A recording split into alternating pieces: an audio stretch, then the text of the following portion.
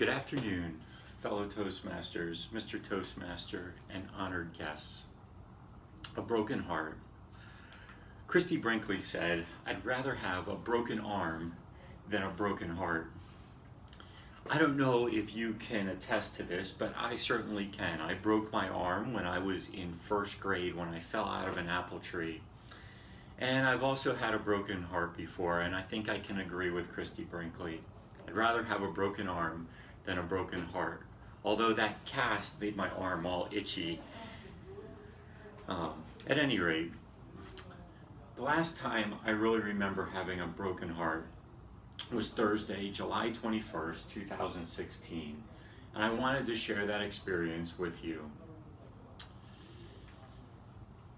2 weeks ago, when I came to Guatemala, to Santo Domingo Xenico, I said this prayer: God, let my heart break for the things that break your heart. Today, that prayer was answered. But where do I start? Maybe the best place for me to start is in the middle of the day. Our family went back to Maria's house to finish up her house after lunch. And when we arrived, we started putting up some of the planks of wood. I strapped on my tool belt, and Leanne and I started putting the final pieces of wood on the front of the house. Then we went inside and we decided we needed to put some strips of wood inside. And as you can see from the picture, we decided to build Maria's house with a type of lumber that looked rough on the outside. It kind of looks like a log cabin almost. Dolores' house, the house we had built the week before, last week, was built with wood that had been planed on both sides and milled, so there weren't so many gaps and it was easier to put together. But this is what we decided to do here for Maria's house, and we were working on her house, and we were finishing up some of the final touches on that. And right at the end of the day, German, the local guy who we had been working with, grabbed Dave Scrow and decided to take him to another place. And I immediately jumped in. He wanted to show us a place where we could potentially build another house.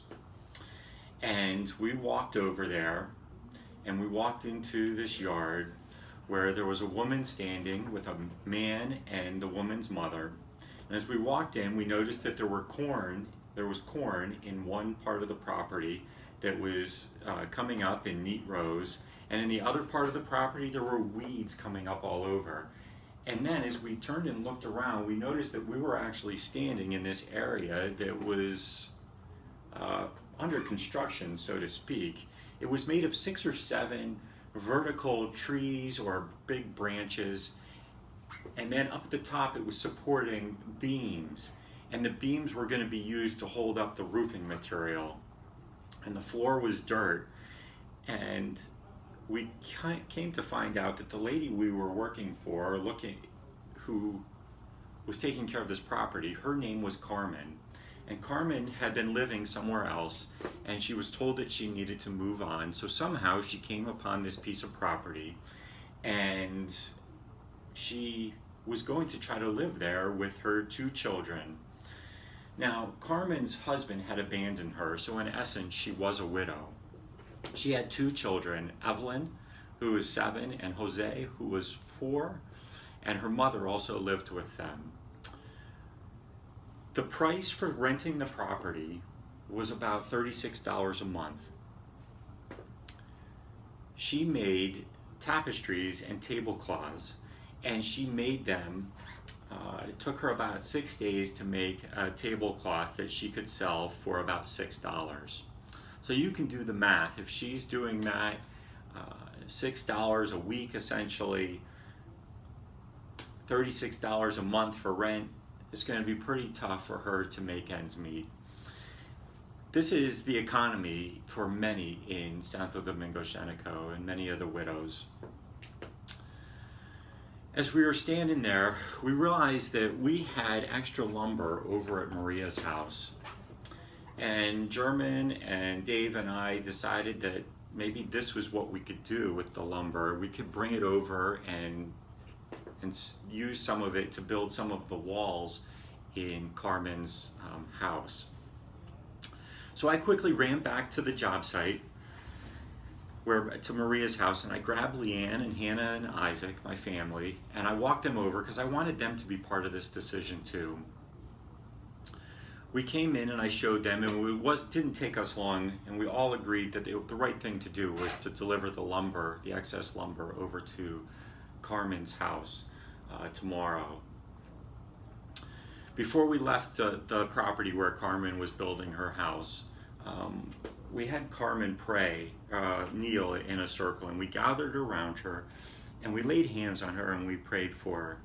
And German led the prayer, and at first he prayed in Spanish, and then he prayed in Kachikal, and then he prayed in English, and I could hear the tears flowing from his eyes and his heart as he prayed for Carmen and her family.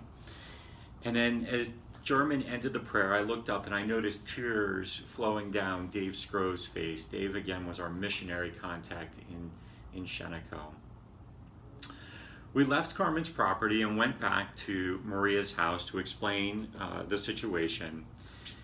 And I explained to Maria what we were going to do. We were going to bring the extra lumber from her house over to Carmen's, and we were going to do this. And as I explained this to her, I began to cry. And I explained to Maria that part of the reason we can't come to Guatemala every year is because we have a heart for serving. We want to share God's love in a practical way. And we want widows to know that they're cared for. And that we hoped that she would know this love of God and that she would share that with other people as well.